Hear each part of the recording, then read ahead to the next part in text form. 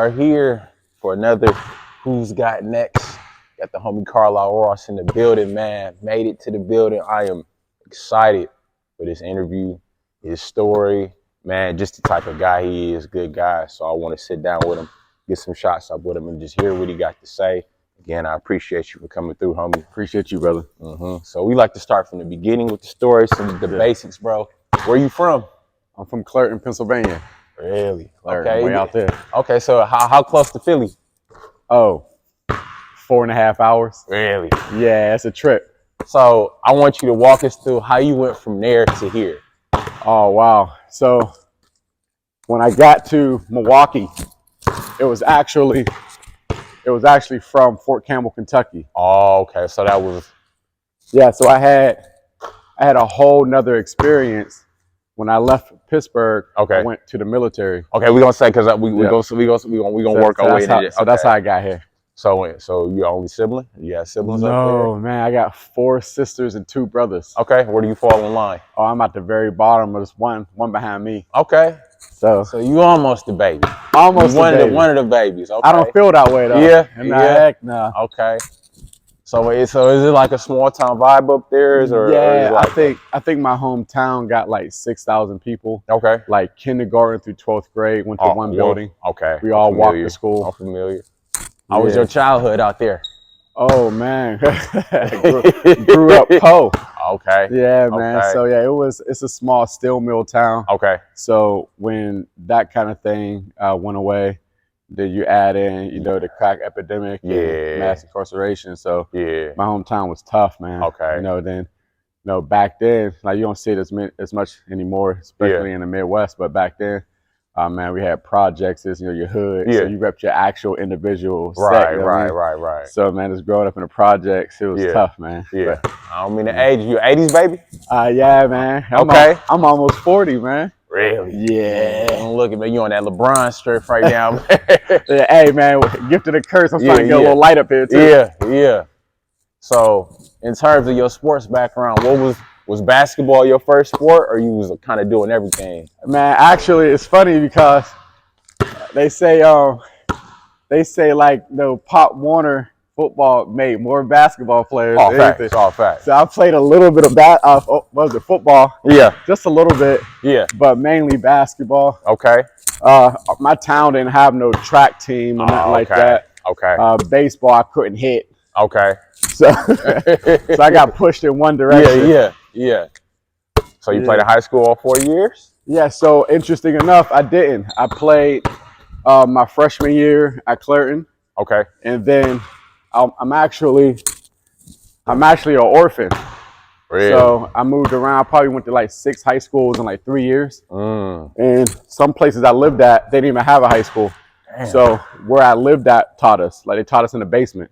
Yeah. So I didn't get the full experience in high school, not holistically. So I ended up at some of these places.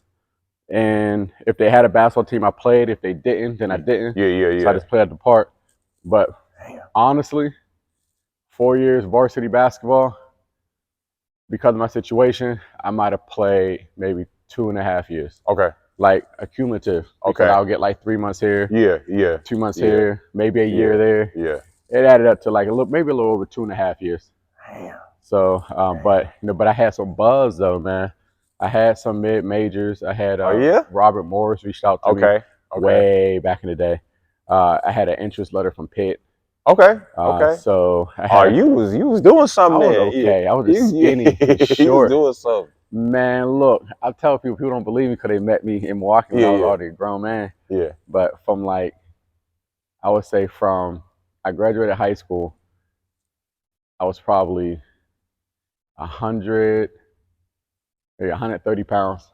What? Right? And probably about 5'7", 5'8". Okay. When I was 21, I grew. That's when you, Yeah, I grew 2 more inches, 2-3 more inches. Yeah. And then when I left basic training, I put on like 65 pounds of muscle. I get it.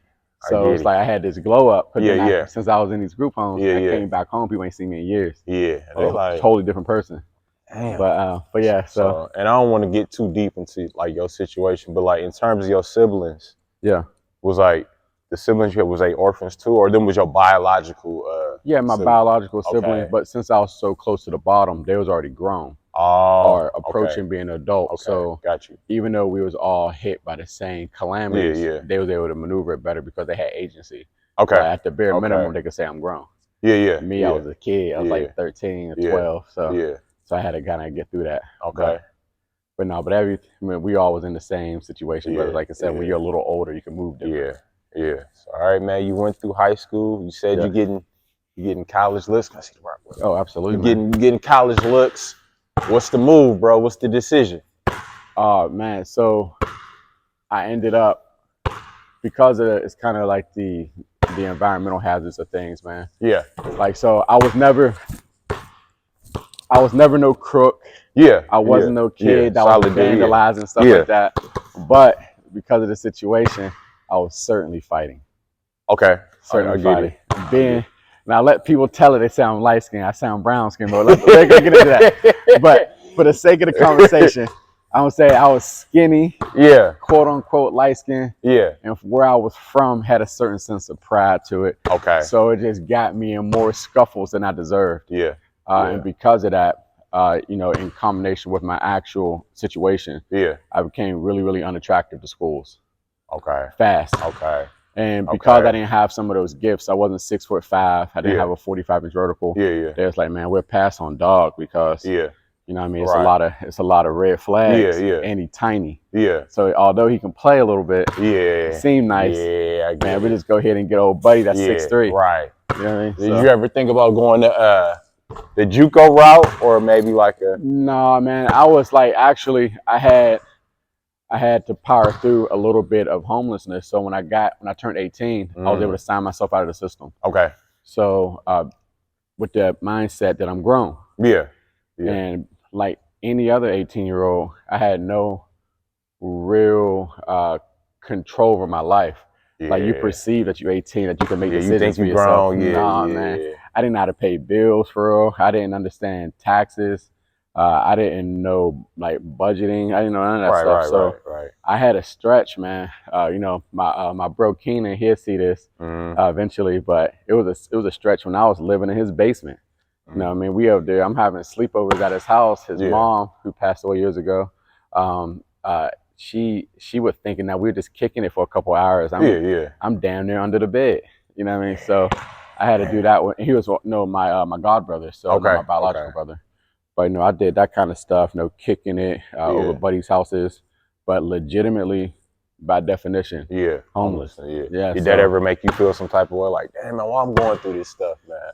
Nah, man. I knew that I had talent, had ability. I just needed some opportunity. So, you know, I didn't have any concerns, you know, at the time. I felt, and also when everybody's struggling, you don't see your struggle. It's just normal. We all. Everybody's in it. Now, mine's a little different, but everybody doing bad. You know what I mean? That was the idea. But no, I had to get through that, man. So as far as going JUCO, as far as trying to walk on somewhere, man, like when you legitimately, everything you own is inside a Nike drawstring, you ain't really thinking about that. Yeah, it's the next day. But I definitely did. I did go to school though. Okay. So I had a stretch because financial aid and Pell Grant gave me some money. Okay.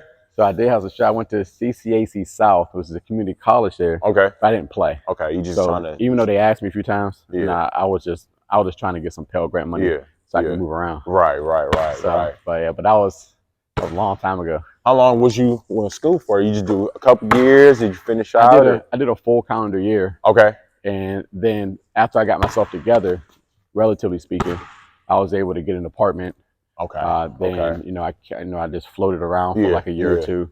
Eventually, I ended up at this place called Indiana, Pennsylvania, IUP. Okay. My brother was in a master's program up there, my biological brother. Okay. And, you know, he took me in. Yeah. We was in a studio apartment. My brother, 6'3". Yeah. Had 160-pound Rottweiler. The apartment was so small that his bed touched the couch. So you had to almost step over the corner. Y'all was in a dorm, basically. Basically a dorm. It was a tiny apartment. So he made room for me. That's what's up. He made room for me, man. So, and he let me sit there. Yeah. And, like when you young, especially a man, we need incubation periods. So it's like my brother let me lay on that couch, and it was probably the turning point in my life, because then I realized very, very fairly that I ain't know nothing. Yeah. I haven't accomplished nothing. Right. I had ability, but I had no direction. And sitting on that couch and watching my brother, who was a career learner and a lifetime learner, working through his master's degree. Yeah. At the time, my brother had a shoe store, K Shoes. Okay. I want to say it was one of two black-owned online shoe stores in the country at the time. Okay. What year was that? I'm dating myself a little bit. So this was like 2006. Okay. So, so I watched my brother build something out of nothing. I watched my brother go to school and take care of his business. And so it was inspiring to see that. But also it was humbling, because here I am thinking I'm somebody, or thinking that I'm cool, or thinking that I got some understanding. And I said, no, this is how it looks. Yeah. And then shortly after that, having that, what felt like a year, like literally a year, where I didn't have any responsibility. I didn't have any, it was like a time to heal. Yeah. Like, so I had a lifetime of trauma. Yeah. And it gave me an opportunity to sit down and think and say, well, who am I? What am I trying to do? Yeah. And I said, I think I need to do something to build some confidence. I think I need to do something to reform my identity. And that's when I enlisted in the Army. Okay. So when you and this is while you was living with your brother, is this this still in Pennsylvania, or is it Indiana? It went to India. Okay, so you in Indiana. Well, that's the city. That's the city. So it's Indiana, Pennsylvania. Yeah. That's the Midwest for y'all, man. That's so Indiana, Pennsylvania. Pennsylvania. You enlisted from there. Yes. So so did you just walk into like a office and be like, I'm thinking about joining the military, or was it like, you call somebody, or? Well, when I was in 8th and 9th grade back in my hometown, I was in GRTC. Yeah. And then my family's a military family. Okay. Every generation of my family that I can think of, somebody way back, like one of my aunties on my father's side, she did the ancestry thing. Yeah. We're talking all the way back. So my father's side of the family, they're half Welsh. Okay. So all the way back to like King Louis's court. Right. Like everybody served in the military. Yeah. So I had this military presence, if you will. So I was functional. I was functional with how things went. So when I went into the recruiting office, it was simple. Yeah. The biggest thing, the crazy thing wasn't the fact that I was trying to go to the military. The crazy thing was trying to prove that I graduated high school. So you had to get all your... Yeah, because I bounced around so much. Yeah. And the school that I ultimately graduated from was a alternative school. Okay. So when I left the alternative school, they only keep your records for 2 years. Right? So at this point, I would have been out of school for almost 4 years. So when I went back to the alternative school, they didn't have it. So I had to get a GED. And you had your diploma? I went to college. You went to college? Yeah, but this is back in the day when everything was paper. Oh, man. No, if you had things typed in back then, it was, you went to a D1 or something. Yeah. But a community college, your stuff is paper. So I know you had, because I'm mad for you. What was going through your mind? That GED was crazy. Yeah. Man, the people think it's easy. Heck no. Yeah. Like if you go straight from like 11th grade to GED, that's not bad. Yeah. But I went from group home level education. Yeah. Then sat for 4 years. Yeah. And then had to go back and do algebra. Yeah, that's tough. Yeah, but I got to it. Yeah. I got to it. I actually hit in the 90 percentile in like 3 of the 7 areas or whatever they test you on the GED. So I still had some knowledge. Yeah. But I went to those GED preps. So I prepped for like 4 months. So when I went into the recruiting office, I didn't even actually get in the Army until like 6 months later. Okay. Because I had to get a GED. Yeah. Even though you already... I got pictures of me holding my diploma. Yeah. Polaroids. Yeah. And it was like, we can't scan that, dog. You know what I mean? So that's crazy. So that was probably the biggest hiccup. Yeah. Was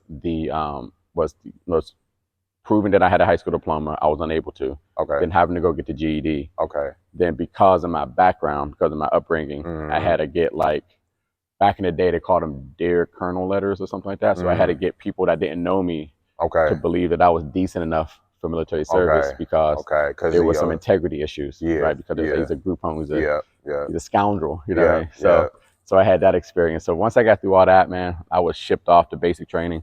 Yeah. And then the rest was history, man. How old were you when you I was a little older by military standards. I was probably about 22. Okay. And typically, yeah, I would have been 22. Typically, that's a little rough because the military like you a bit younger, so you're easier to manipulate and mold. Yeah, I get So it. I already went in there with a sense of self, even though that Mhm. self wasn't who I wanted to be, Yeah, but it was certainly who I was. yeah, So they had to break that horse. yeah, That was a yeah. rough one. Yeah, again, I'm gonna say thank you for your I'm service. gonna say thank you for your tax dollars.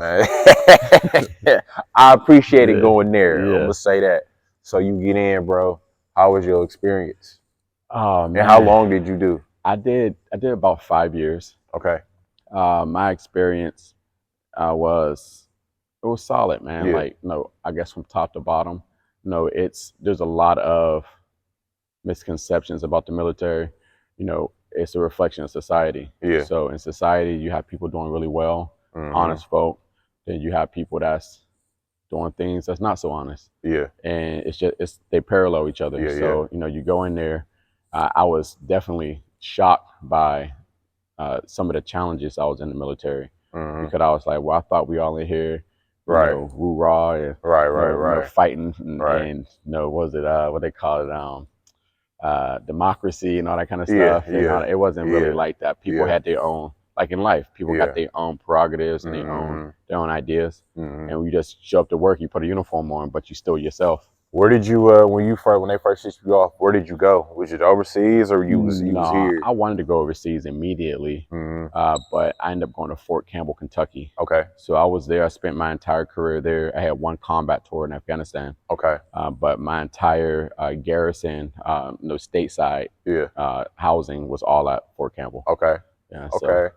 Okay. Cool. Cool. So, if you had to give advice to a young person thinking about joining the military, yeah. what would you tell them? Oh man, I would tell them go officer. Yeah. With Yeah. all due respect Mhm. to my battle brothers and everybody else, I would say that the enlisted side, as per my experience, Mhm. was a joke. Really. Yeah, man, they work the hell out of you. Mhm. It's the time you would need to be in to make some real money. The way it was structured when I came through, Mhm. it wasn't necessarily designed. Now things have changed, of course, Yeah. but Yeah. it wasn't designed to transition you to something meaningful post Okay. career. If you was outside of certain things, like you want Yeah. to be law enforcement, Yeah. fine. Yeah. Want to be security, fine. If you Yeah. had an IT job in the military, maybe. Mhm. But me, my job, Yeah. I was a chemical, biological, radiological, nuclear specialist. What am I supposed Okay. to do with that? Okay. Yeah. Right? What am I supposed to do with Okay. that? So Yeah. I didn't have a science background outside of my military Yeah. Yeah. training.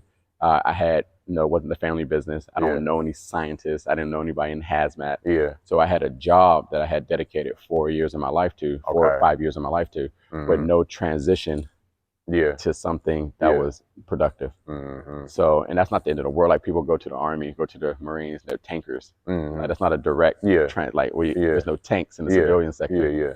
So it's like you just got to make sure that if you go into the military, you go there with the intentions of, come on, day one, like how do I get out of here? Mhm. Day one, Mhm. because what we say in the army, the army keeps rolling along. Mhm. So when your mission's over or when they're done with you, Yeah. they already replaced you like 400,000 times. Oh yeah. So Yeah. you need to Yeah. For just make sure. sure that you have Yeah. that. And it's not personal, it's business. Yeah. Yeah. So that Yeah. I would be get my it. advice: is to make sure I that get you it. know that you can transition. Okay. So you did your 5 years. Yeah. After that, man, what's the move? Man, it was an interesting transition because I ended up getting, medevaced or, transported out of combat Mm. about 11 months of my 12-month commitment to the fight. Mm. So I spent a month in Longsword, Germany Okay. in the hospital. Mm. And then I spent probably the last year of my career, I spent in and out of hospitals, whether it was like Walter Reed Yeah. or a couple ones I was down in Texas. Yeah. So I was recovering from injuries and things like that. And that's when I had realized that the military was thinking about transitioning me Mm. because I was a war fighter. Yeah. So they was like, man, we need you to go do some stuff. Yeah. And Yeah. based on your situation, we Okay. don't think you can do stuff no more. Yeah. So I was like, that's wild. Yeah. Because when that had happened, I also ruptured my ACL. Mm. So I was verbally committing to an all Army workout, Yeah. which is the Army's pro team for basketball. Mm. So when I had those injuries, my military career and my playing career ended at the same time. At the age of like 24. So Damn. one thing on top of another, That's right? tough. So Yeah. when you asked me what was the next move, I was literally sitting in the hospital with IVs in my arm. Like, what am I supposed to do now? Because the plan was this. Yeah. And then the plan was like I still had some tread on the tires to play basketball. Yeah. At 24, I was still a young man, and I was in the best shape of my life. Yeah, for sure. So I was like, this is my chance. Yeah. You know, to have like a 1 or 2 year run at the college level. Yeah. See what I got, enter the market, see what value I have. Yeah. All of that ended. Like 24 years old, I'm sitting there in the hospital in Germany by myself. Like, holy crap. Yeah. Like, you know what I mean? So that was wild. Now it took me a year to transition, but when you transitioning, and this is different when you're like in your hometown or you got support. Yeah. I was out there by and large by myself. Yeah. So even when I got to Fort Campbell, I was by and large by myself. You know, my brother was in my life. You know, I had friends and family for sure. Yeah. But when it came down to like those moments where you had to make critical decisions, and you had to get yourself out of bed, make sure that you're eating, all that kind of stuff. Yeah. By and large, I was by myself. Yeah. So that was really tough. But interesting enough, that's how I got into training. Because I couldn't play the game at the same level. So. But you still had that that in there, like I want to be a part of the game. Yeah, somehow. I felt like I cheated the universe, because when I was in high school, I was a standout. I wasn't no All-American. I wasn't all section. I wasn't like that. I was a standout though. I was on the scouting report. So when I had that experience, the opportunity, because of my situation, because of my own actions, I squandered it. And then I had another opportunity in the Army to play, and just the way it go. I lost the opportunity. So I was like, I owe a debt. Could I said I have a gift, I have some ability. I owe a debt to the universe to contribute in some way, because I just can't tap out. Right. So I was like, and when I got here, and let cats tell you different. When I got here, I was still busting these guys. Post ACL. I believe you. I believe you. So, that's the first time I saw you. We was living in Oak Creek at the time, and the best gym for us to go to was the M. Okay. And I would see you there with cats training, and then like if we got a hustle or something, you hop in a hustle. Yeah. And I'll see your show. I'm like, who's dude? I see him working with like, oh, that's such and such. He cool. I'm like, okay. I keep seeing him. I'm like, man, he's solid, man. He can shoot, man. Oh man, I used to be tough. Like, so I got everything I got now, right? Yeah. But it's make me quick. With a little bit of jump. Like I could dunk back then. Okay. You know what I mean? So it's like cats here in Milwaukee laugh. They're like, man, coach couldn't dunk. I said, no, I get up there a little bit. I was a rim grazer. Okay. But if you give me a lane, I'll poke something out. You know what I mean? So it's like when I got here, I was a shell of myself. Because of, first of all, the Army put a lot of wear and tear on you. Then I had the ACL reconstruction. And then I started having kids. So by the time people actually started seeing me hoop here, I was not the same dude. So let me get the story, bruh. When you got out how did you get to like here? How did Milwaukee become the destination? I got to here because when I was in the Army post Afghanistan, I started a women's basketball league. So I've been in the basketball league business for quite a while. I started a women's basketball league at Fort Campbell. Interesting enough, there was this young woman named Rodriguez. Who also was interested in the basketball leagues. And she was recruiting players. So at the same time as I'm doing all the paperwork, doing all the like logistical stuff, getting the gym, getting units to release their soldiers to play basketball, because that wasn't a thing that was going on. There was no leagues on post. So on the other side, this woman I'd never met before was quietly recruiting players. So I get to a gym, Freedom Fighter Gym. And we had some wars in there. So Freedom Fighter Gym, I'm playing on the side hoop with some guys, and this young lady walked her to me, and she wanted to play. So I ended up asking her, I said, you want to play with us? So we played. So she was solid. I was definitely setting her up. Hitting her with these. Get her going. You know what I mean? And she told me that she had a great time. She appreciated me including her. About a week later, my phone rang. It was her. And she was like, hey, I really enjoy meeting you. You seem like a really cool dude. Would you like to coach our team? I I said, Coach, what team? She said, I got a women's team. And that was how it started. Okay. So Smooth. she ended up being my point guard. Okay. Won 2 post championships. Okay. And then fast forwarding, and we'll fill it in, ended up being my wife. That's how it works, man. So that's Anna. That's how it works. That's Rodriguez. That's dope. Yeah. So now she's Rodriguez Ross. That's dope. To be fair, that's one of the dopest stories. That's dope. Y'all Yeah. still play together? No. She played. Man, she played. You got to, man. She played in the league though. She got back into it because she had 3 kids. Okay. My wife and I had 3 kids. In 6 years. Okay. Yeah. So that's a lot. Yeah. So she's trying to get to it, but she's young, but she's trying to get back into it and play. Let me ask you, bruh. You ever think like she was plotting on you the whole time? No. Just to move to get him, like just. Actually, when I met Anna, well, at the time Rodriguez is how I knew her. Yeah. When I met Anna, I actually had a whole girlfriend. Out of Atlanta. So we were literally just friends. Yeah. You know what I mean? And then we had that commonality because we were both soldiers. She was also a soldier. Okay, so she was fighting too? Yeah, so she was down. She was probably about 2 blocks away from where I was actually staying, my barracks. Okay. So we met in the morning. We had breakfast. We had a truly a friendship. Yeah. And then our thing that gelled us together was our love for sports. Yeah. So boxing, basketball. That's dope. And she did all types of stuff. She played softball, volleyball. She was a standout volleyball player at Washington High School. But she's from here. Okay. So that makes bridge the gap. That makes sense. When we actually started dating. Yeah. Sometime later, like a year and a half later. Yeah.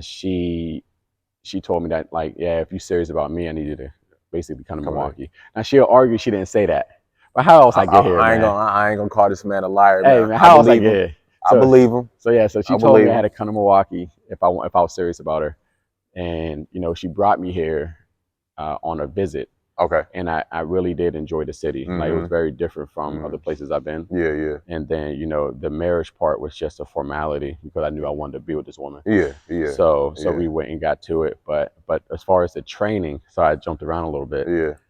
When I was trying to figure out what I was going to do with myself, I actually enrolled in the school. I went to Austin Peay State University. Okay. Yeah. So I think they're in the same. Yeah, they're in the Horizon League. Yeah. So and then I had some buzz there. Okay. Like I was going to some of these open gyms, and some of the players are seeing me, and they're like, "Who dog over there with the beard?" And I was like, you know what I mean? So but I left it alone. But I went to a park.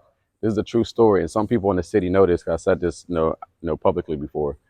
I was going to a park out in Kentucky. And I would literally just hang like a small sign. Yeah. Basketball training. Yeah. Free. So I'll go to a park probably 4 hours a day, and I'll just train kids. Anybody that wanted to train, or we'd do some 2-ball, or we'd do some hustle, whatever. Yeah. And then I'll say, "Oh man, just want to do, man. You want to make sure you get down into your jab, that kind of stuff." And I did this for weeks. Never asked for no money. Yeah. So not a dime. Yeah. There's one day, this woman walked up to me. She stuck out her hand. It was a $20 bill. Yeah.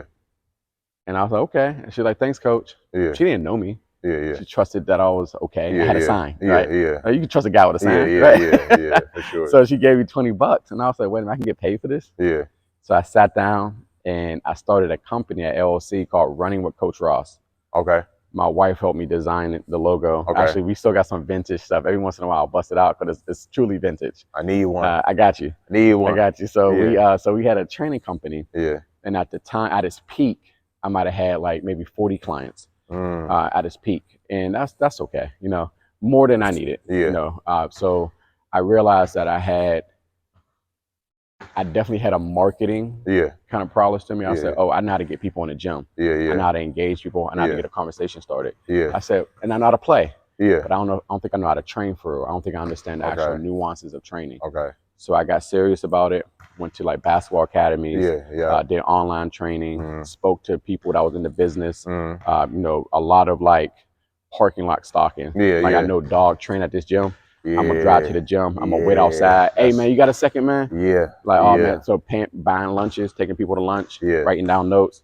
So I really went into it saying, if I'm gonna be serious about this, first of all, people are paying me and they're trusting me to get my product that I got to stand on, right? So I got real serious about it, and I was like, then before I knew it was like about 5 or 6 months in, I had about 40 clients, and I would train them at both on post and off post. Okay. And it was going really well. And then the thing happened. My wife got out the Army. Yeah. And again, let her tell it, she'll tell it different. She wanted to go to Milwaukee. Yeah. So I had to dissolve my LLC and my business Okay. and relocate to Milwaukee with 0 clients. So I had to start over. Matter of fact, that's the perfect segue. We're gonna take a break. When he said he has 0 clients, and I want to get into what he's doing right now. That story is dope. I ain't know none of that. That's dope. So we're gonna sit down. We're gonna talk about his coaching gig too, because he do more than training. He do more than training. He being humble, but he do more than training. But yeah, this who's got next. Yeah, look out for part 2. All right, man. So we are back here for part 2, and I wanted to stop it when the man said he had 0 clients. He came to Milwaukee because I want him to tell his story from there, because I think it's more. There were already some bombs in the first one. No pun intended with the Army. Oh, But I want him to like keep going with that story and how he was able to go from nothing basically to get where he is now in terms of what he's doing. So you came here, bro. Your wife got you here at 0 clients. Yeah. So what's the next move? So when I got here, we ended up, figuring out where we wanted to live. We lived in the 3rd ward. Okay. We lived in the Thule Seed Factory building. Okay. It's like next to Purple Door Ice Cream. Yeah, I'm familiar. Yeah. So we stayed in the penthouse. Okay. At the very top. Yeah. We had, we both decided when we got out the military that we was gonna have a certain quality of life. Yeah. Y'all deserve that. Y'all deserve that. So we spent way more on our housing and our living than we should. Now, being older, we said that was dumb. Yeah. But that's where we stayed. But then we decided also we was gonna make sure that we used our GI Bill appropriately. Mm-hmm. So we both enrolled at UW Milwaukee. Okay. So that's where I ultimately got my bachelor's degree from. Okay. So how does the not mean to cut you off? How does the GI Bill work? Because I've heard of it, but I'm not too familiar with Well, I only know the active duty side of it. Now, there's some nuances with reserve and guard and all that kind of stuff, and inactive reserve and all that. I don't know, but as an active duty soldier, more or less, you get to go to school for free. Okay. Yeah. So you have a time period where your benefit runs, and it covers like your schooling, your books, your supplies, things like that. Yeah. It gives you a small grant, like a housing grant, what we call like BAH, basic in housing, or something like that. So we had that opportunity, but since I had combat related injuries, I ended up going to this thing called voc rehabilitation. So that basically put my GI Bill on steroids. Mm-hmm. So instead of having a time period for me to do this, it said you just take as much time as you need. Yeah. So my wife also used her GI Bill, and that's where we got our bachelor's degree from. Okay. Shout out to the Panthers. Yeah, and actually up until I'm gonna make a decision soon, but I actually teach a course at UWM. Okay. I've been teaching a course there for about 2 years now. So I still stay connected to the community post-graduation. Yeah, that's what's up. But as far as the clients, I bring up UWM and Tully's because when we were staying at Tully's, it was a decision that needed to be made. Yeah. I was like, man, am I about to start my life over again? So I had this college opportunity. I did the military thing, didn't work out. Yeah. I was going to try to play pro ball, didn't happen. Yeah. I said, then I went into training, had to dissolve my company. I'm in a new city. Yeah. My only support channel is my wife and her family. Mm. What am I about to do now? Yeah. And I said, let me try this training thing one more time. Yeah. Right. So I balanced the very, very young and very, very fragile relationship that I had with my wife because she was, with respect to my wife, quite inexperienced as it pertained to having adult relationships. Yeah. So I had to, give that a lot of attention that it deserved. Then I also had to be a student. Then I also had to figure out career. Then I had to deal with post-military trauma. So I was dealing with all of that at once. And UWM gave me a real opportunity because less than a year into UWM, I started a club basketball team. Okay. So UWM never had a club basketball team before. So we had the national club basketball team. So that was my first real opportunity at coaching. Back when I had left high school, interesting enough, when I left East Allegheny High School, I did go back the following year, and I was like their skills trainer when I was like 18. Yeah. So I was actually skills training my teammates. I don't really count, right? It was an experience. Yeah, it's a start. But my first legitimate, all right, so call me coach. Yeah. That was at UWM. Okay. And from UWM, I was also doing some light basketball skills training because people that played for the club team or people that was at the college saw me doing basketball related things. Yeah, yeah. Someone's like, "Oh, do you train kids?" Mm-hmm. Like, actually, I do. Yeah, yeah. So that's how I got to like maybe 3 clients, and then I was coaching basketball. The club team was like an AAU team for college, basically. Yeah, I'm familiar. Yeah, so I was, we were just hitting the road. Mm-hmm. So, and interesting enough, my wife was our secretary, and by many measures, my assistant coach. Okay. So we still had that connection post military, post playing basketball. We both went into coaching together. That's dope. So, but yeah, man. But then I spun that around, and I was able to get maybe like, I don't know, I think I was getting close to like maybe 20 or 30 clients at the time. Okay. By and large, training outside. Yeah, because I was gonna ask you, was you at a facility or did you have a consistent gym or? Man, shout out to the Y. I started going to these YMCA's, and I didn't know about the YMCA situation, and I won't spend too much time on it. But I guess the YMCA, to some degree, filed for bankruptcy or had some challenges, some financial challenges. So people don't know this, but there's a decent amount of YMCA's as it pertains to Milwaukee County that are privately owned. Okay. Because when they went under, people bought them. Okay. So that's probably what happened to the one on the south side. Yeah, most likely. Yeah. Most likely. So the challenge for me, why that's relevant, is that I would go to a Y with my membership, and each Y that I was going to had a different policy, a different governorship on how they viewed third-party trainers and or how they viewed access in general. Yeah. So at one point, I had officially, I want to say I had 8 different Y memberships. Because when you left a city or you left a county, it had different rules. Yeah. So I'm driving like on any given day, I'm probably in 5 different gyms because I might got a client that's out here. Oh, so you was going to the closest where your client? Okay. So I'm just hopping in my car, driving all over the city, going to different gyms, and then if the client didn't have a membership or didn't have access to a vehicle, then I'm meeting them at their park. Okay. Like the park that's walking distance. Man, you was getting out the mud. Oh man, for real. I mean, well, what was I going to do? It was guys here that was from the city that already had connections, already had access to facilities, that already had a name. No excuses. I had to get to it. So then I got real fortunate. I ran into this company called Coach Up. Okay. So Coach Up, which is an online training platform for like recruiting and getting coaches and players together, I ended up getting on there, and that helped blow the doors off for me. What combination of that and Breakthrough Basketball, which is like a national traveling basketball camp. So Breakthrough and Coach Up, man, I would say by this time I might have lived in Milwaukee for about 2 years. I went from like 30 clients to about 200. Yeah, it got wild. So now I was at Boys and Girls Clubs, YMCA's, and at this point, I had just got introduced to the Princeton Club. Yeah.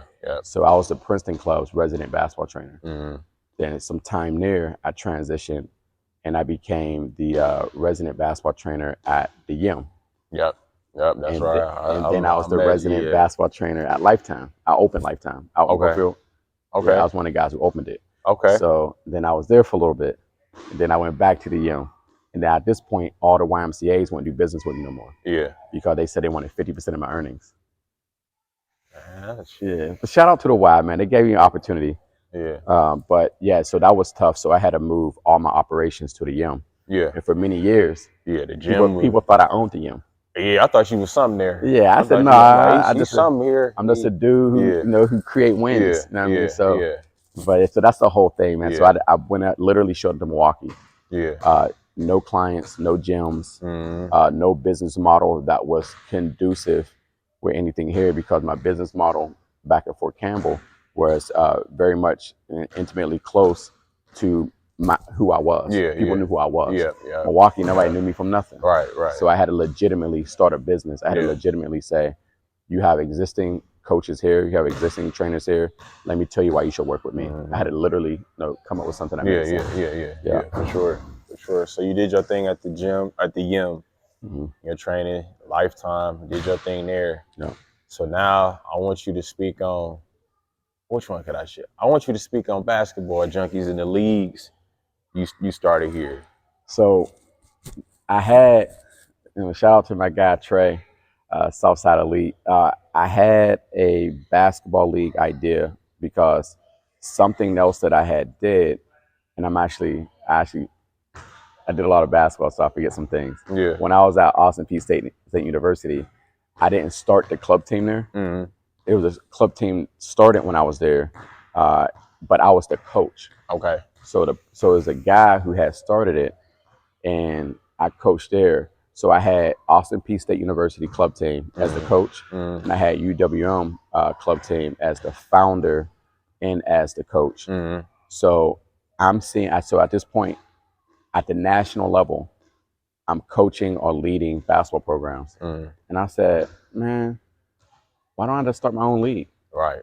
Like I understand operations. I understand, like I can lead one program. Can I lead 6? Yeah. Can I lead 8? Probably. Yeah. Let me think about it. So when I got to the YIM, I started the YIM basketball league. Had like 6 teams. Actually, I should send you the picture, man. Yeah. You can see a lot of faces in your that you remember when they were skinny. Yeah. So I started the YIM basketball league. Had like 6 teams, and I got approached by a guy named Pedro. Hardy? Yeah. Man, we had bro on the show a couple of shows ago, man. Shout out to Pedro, man. Yeah. So Pedro had a league. Oh goodness, it was called. I'm looking right at it in my head. The football league or the football? He had a really productive flag football league. Yep. He also had a basketball league. I just for the life of me, I can't remember the name of it. Yeah.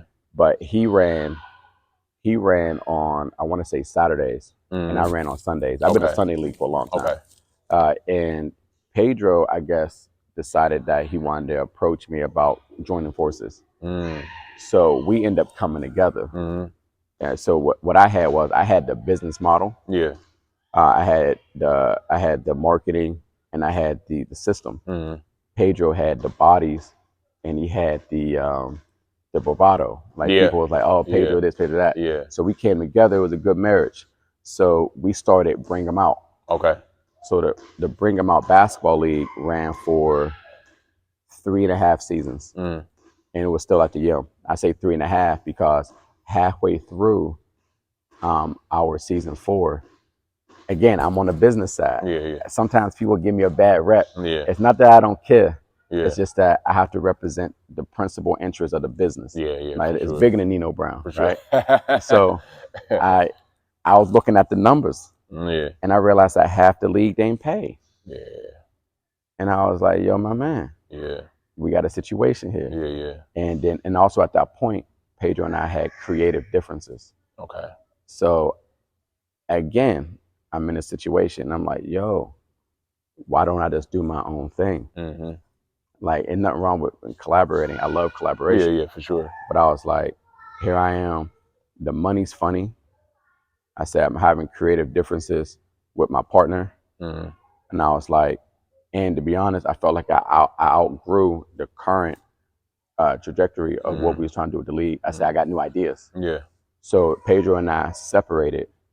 And from there was the birth of, when we separated, I was at Lifetime. Okay. And Lifetime had commissioned me to run their basketball league. I heard about that league, bro. Yeah, that was a nice league. Yeah, I heard about that league. I like that they used like your play turned into the money. So you had a dollar value associated with you on the website, which is pretty cool. I was worth about $8 million. You know what I mean? Something like something light. Talk your stuff. Yeah, something light. Yeah. But yeah, so the Lifetime league blew my mind. I was like, oh, so this is a very fresh, a very creative way to run a league. Yeah. They gave me like these ideas. They also showed me how to truly run a business. Yeah. Like, this is how you do it. If you want to do this and legitimately say you have something that people can trust, that people understand, do it something like this. So after I ran the Lifetime basketball league, and I will say this, brother, they made me play in it. So I got a really strong stance on playing in basketball leagues that you operate. Yeah. I don't think it looked good. Nah, especially if your team go undefeeted or something. And that's the thing. And this ain't me shooting no shots at nobody. I'm saying this is just my personal opinion. Yeah. And I only bring it up because I played in that Lifetime League, the first and only league that I ran, and for Lifetime, and I won. Yeah. So if you go to Lifetime, my name's in the rafters. Yeah. I never liked that. Yeah. I never liked that, and that wasn't even the reason why we won. To be very, very clear. Yeah. Yeah. I was third option. Yeah. You know what I mean? My wife was fourth option. So that's again, my wife played on that team. Yeah. Yeah. So shout out to Anna. So when I had that, I said I want to rebrand my training program, because at that point I still never recovered from running with Coach Ross. I was just really out here just running wild. I didn't have no LLC or nothing. Yeah. Yeah. So I said, let me rebrand the training program. Let me rebrand the league. And that was the birth of Bring 'Em Out. Not the birth of Bring 'Em Out. That was the end of Bring 'Em Out and the birth of Basketball Junkies. So that's how that happened. That's dope, man. Dope. Salute to you for that. Like, you hear a lot of good things about the leagues and what you got going on. Now I want to transition you to the other gig, the coaching side of it. Yeah. And how you was able to, get the Alverno job, and how's the season looking for the next year? Yep. In that lane. So Alverno was interesting because I had did some volunteering, if you will, about 2.5 years ago, maybe closer to 3. I would go there. I had a client that played on the basketball team. Okay. And me and her kicked it, hit it off really well with the training, and she invited me to meet her teammates. Okay. Then from there, I picked up another client from the team, and then at that point, they were talking to the coach. Interesting enough, the lady that I replaced. Life comes at you fast. But at the time, I had no aspirations to being a college coach. Yeah, that wasn't the plan. No, I was just trying to blow the doors off of this training thing. Yeah. So we linked up. I started doing like 2 or 3 days a week basically volunteering like 2 hours every other day or so training. And then the AD met me, and we started forming a relationship again with no anticipation that I wanted a coaching job. So through all of that, I transitioned probably a year after that to MATC. Okay. So I was on the women's MATC coaching staff for about a half a season. Something about me that I don't mind sharing is that I'm an all-in kind of guy. Yeah. If I can't be all in, then I gotta go. Yeah. Like, you know what I mean? You know how they say it, like last call for alcohol? I'm already fucked up. like you don't gotta tell me. Yeah. You don't go, my fault, but you don't gotta tell me that I can't have no more drink. I already had it. Yeah. So I leave when I'm ready. Right. So I'm all in, and if I can't be in, then I go. So I left the MATC program halfway through the season when I realized that it wasn't like I had a taste. I said, "Ooh, I can do this thing. I can do this college coaching thing." And the situation that was there, I didn't think it was going to assist me to get me to where I needed to go. Then a perfect storm happened where the coach at Alverno, when I had made that decision, she was transitioning. Oh, okay. So I already had a foot in the door because of my background after college. So it was just, at that point, it was just, applying and going through the process. And then I got the job. Okay. So you being a coach, are you still able to train to do both things, or is like because of? Yeah, so that's a misconception too. That's a great question. Okay. So you can train as a collegiate coach. You just got to make sure that you're not targeting. Okay. So my training always, I've been doing skills training for 15 years. I did it in Dubai, Abu Dhabi, Beijing, Sudan, all over the world. It has always been open to the public. Okay. So some people have very niche training targets or whatever. That's whatever. I train kids that are 4 years old. I had a client the other day at Alverno. I think he said he's 39. I've trained kids who's been on Ball is Life and went viral on Twitter and TikTok. And I train guys and girls who never played basketball in their life. So I'm always open to the public. Yeah. As long as you're open to the public, you can do it. You can do it. Okay. Yeah. Cool. You just can't be targeting PSAs. Yeah. You can't do that. So with Alverno, man, have you done a season with them, or you just recently got the gig? So when I got to Alverno, it was probably about a year and a half. That's not a year and a half, excuse me. It was probably about a month and a half before the season actually started. Oh, okay. So I missed the entire recruiting season. So when I showed up, the roster was what it was. Yeah. So that was a challenge that most coaches probably wouldn't go into. Right. Because you know you put your reputation on the line. You know you're going in there. You don't know what kind of traumas is on the team. You don't know the culture. Yeah. So I went into this past season with Alverno with a very open mind and with the understanding that I'm about to struggle publicly. Yeah. Like I'm about to struggle in 4K. You Doc Rivers. Yeah, you Doc Rivers, baby. yeah, You Doc Rivers, yeah. I said I'm about to go in. Yeah. I got the impression, I got some inside information Yeah. that there's some challenges with the team. Yeah. And they didn't bring me in here for the status quo. They brought me here to change it. They brought me here to improve it. Right. So I just bit down.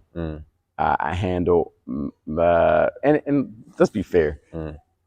My presence as it is a college basketball coach is very, very small. It wasn't like the whole city was watching. It wasn't like that. Yeah. But for those who were watching, there was some public scrutiny against me. But I had to remind myself that I went into a difficult situation and that I just got to keep doing the right stuff. You know, okay, so this upcoming season, man, what's the expectations, man? Y'all got y'all seniors, y'all younger. What's the? We super young. Okay, that's not a bad thing, though. No, it's not a bad thing. No, not at all. But I'm going after players historically that the college haven't pursued. Okay. So I'm going after those players. I'm talking to transfers.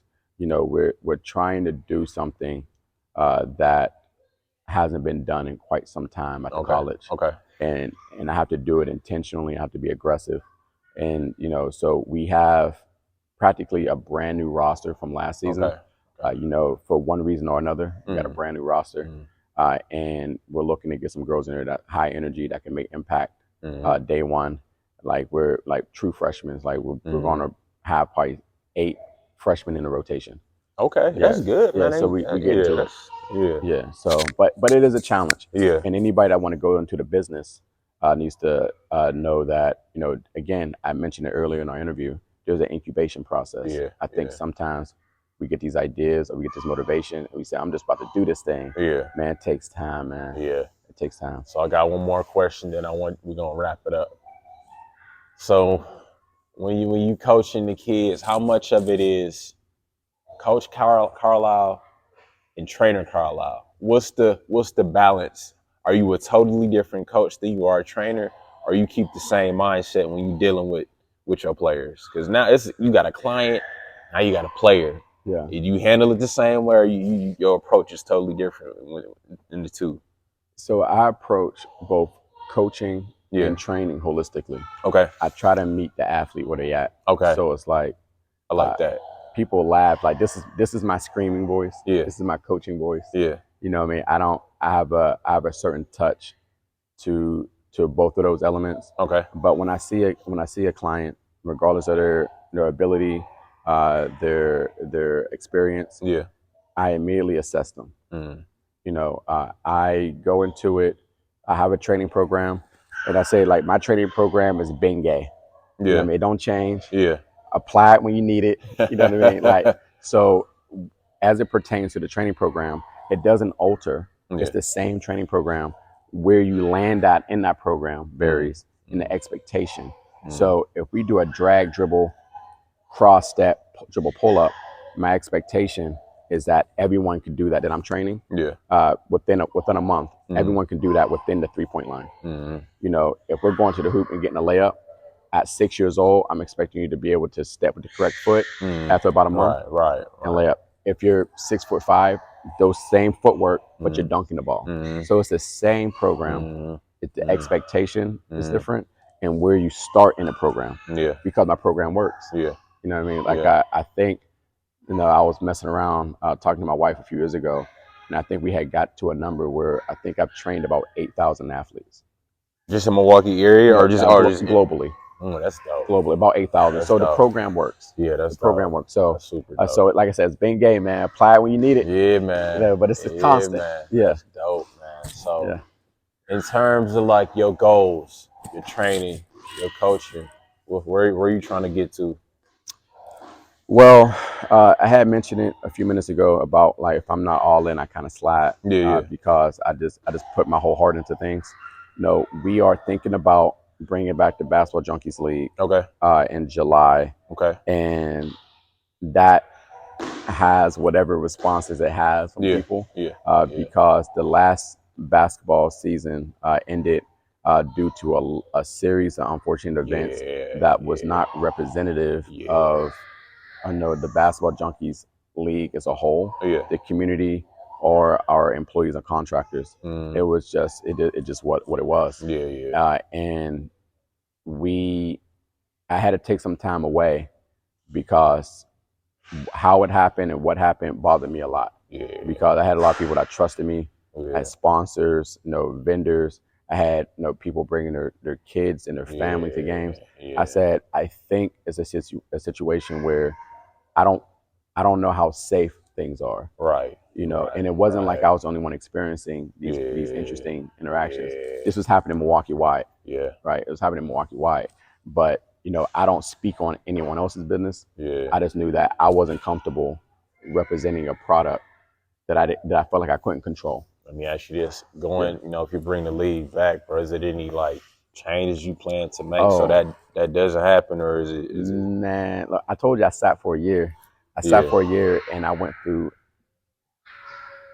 not man every conceivable type of situation. And I said, well, what happens when this happens? Yeah. All right, so to prevent this from happening, what should I do? And I was like, what about geographical location? Where should the home for the league be? Right. Right. Right. Is this invite only? Yeah. Is there a screening process? How I feel about deposits? It's Mm-hmm. like I went through this whole thing. So I basically restructured the business model. Okay. Okay. So we, on paper, like from every element that matters, the basketball league is ready. Mm-hmm. My staff is ready. Mm-hmm. I was blessed during that time off because I never actually take time off, Yeah. right? Yeah. It's I just hard to I when you take doing time what you do. away, Yeah. Yeah. Yeah. right? Yeah. So Yeah. during that time when the league was gone, I started for the first time in my career Mm. small group training publicly. Okay. Okay. So I have 8 employees Mm. that run my small group training, and it's an easy conversion because now those more than half of those folks say they want to come to the basketball league. Mm. So the staff is in place, Okay. the model's in place, Okay. the vendors are in place, Okay. sponsorships in place. The YouTube channel is still active. Mm. No, we still have all the elements to run a basketball league. Mm-hmm. I just have to make the determination when we want to launch Mm. and how we want to present it. Okay. Okay. Well, I'm rooting for you in that. Yes. So, man, we started from Pennsylvania, Yeah. and we went all the way to Milwaukee, man, And and, everything in between. and everything in between, Yeah. man. And I think your story is dope. It's inspiring. It's a lot of people who can hear your story and get hope from it. Yeah. So, if you could talk to that young kid from that small town who going through similar things you was going through, bro, and tell him anything, what would you tell him, man? Oh man, you just gotta keep your feet moving, man. Yeah. Like it's the universe isn't picking on you. Yeah. Yeah. You just gotta keep going. We all have different abilities and aptitudes. Yeah. You just gotta run your race. Yeah. Yeah. Just do your absolute best. Mm-hmm. And with that, man, it sucks a little, because it's like you have to give up. Like I told young people, if there's nothing to lose, there's nothing to gain. I like that. Right. I So like that. so you have to be able to give something up Yeah, I like to that. gain something. Yeah. Right. So it's like, so you got to give up, young person. You got to give up those uh, overnight 2K sessions. Right. Right. You got to give up, going out with your friends. Mm-hmm. Yeah. You got to give up, poor nutrition. Mm-hmm. Like depending on what you're trying to do, like there's a way to get what you want, and it might be outside of your comfort. Mm-hmm. It might be outside of you got to change your dichotomy. Like you have to, like there's a way to do it. It's a way to win. Mm-hmm. And if you're not doing principle winning things, then you're gonna lose. Yeah.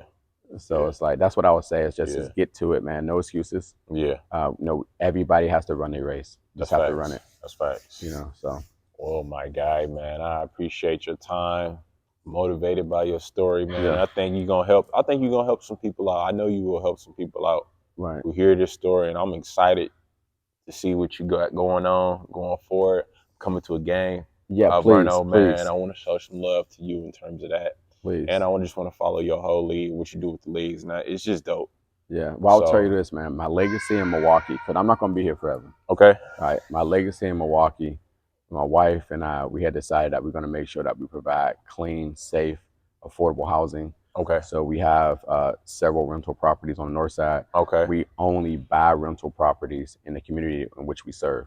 So That's it's dope. like, and we live there. That's right? dope. Because, and this is my personal thing, nothing against nobody else. Yeah. But we live in our community, we service our community, we provide housing in our community, we support our community.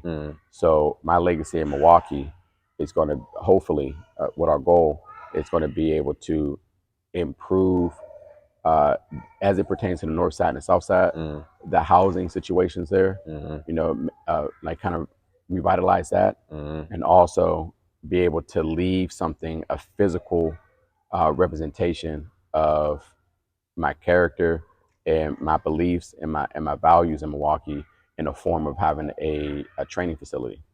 That's dope. So we're trying That's to have a dope. place that's 100% dedicated to training That's dope. and developing. That's dope. So that's my legacy here. Man, So he got me excited, man. So we got some work to do, though. Yeah, we got some work to do. And I think I think they're gonna get to it. Yeah. But again, man, thank you for coming through, man, sharing your story. I'm gonna have this hopefully posted Sunday night or tonight. Yeah. And man, y'all tune in where can they follow you? Where can they hit you up? Oh, where can man. they get in contact with you, man? My social media drive. I'll tell you what, if you type in, I'm so bad at social media. I actually hired a personal assistant. Actually, calling her a personal assistant is not even doing her justice. Yeah. I hired somebody who's going to carry me to the promised land. Okay, well, so she's going to get my social media together. Yeah. But if you Google me, if you look me up on social media, just type my name in. Like, I don't got no crazy tags. If you just type in Karlyle, you'll find me on Facebook, Instagram. There you go. But for anything else, I got the same phone number since I was 14. Okay. So if you got my line, hit my line. You know what I mean? It ain't about nothing, but just hit me up. Man, get in contact with this man, good brother. And like I said, his accomplishments and all that. And I said this last episode, it's cool to have accomplishments and all that, but if you a good person, I want to just sit down, chop it up with you. And he a good guy, man. I love what he got going on. So absolutely, man. Blessings to you, brother. And shout out to my guys, man. I always make sure I give love, man. I'm rocking this Young and Rooted. Shout out to Melvin. That's dope. Shout out to Chris McHenry, Shump, guys that been also in the training sector doing their own thing. And I think there isn't enough love sometimes in the city. Like, I am not in direct competition with nobody. Now, I'm in my own lane. I worked real hard for my own lane. And I want to make sure that, guys that I see doing high quality work, the guys that I know that are committed holistically to their craft, like I said, and there's tons of other guys. But off the top of my head, my guy, Chris McHenry, Shump, run fantastic training programs. There's times where we have overlap with clients, which is totally fine. But anytime I can't provide my services to a client, I always direct them to Chris and always direct them to Sean. So shout out to those guys, but we got some guys in the city doing good work. Yeah, I'll even shout out my guy Brian Donaldson with a 5 point. So but yeah, man, shout out to you, brother. I'm gonna let you get out of here. Enjoy your day. Like I said, I'm gonna do what I do. Training on the editing, man. Constantly working, man. Constantly working. But it's love, brother. It's who's got next. Yes, sir.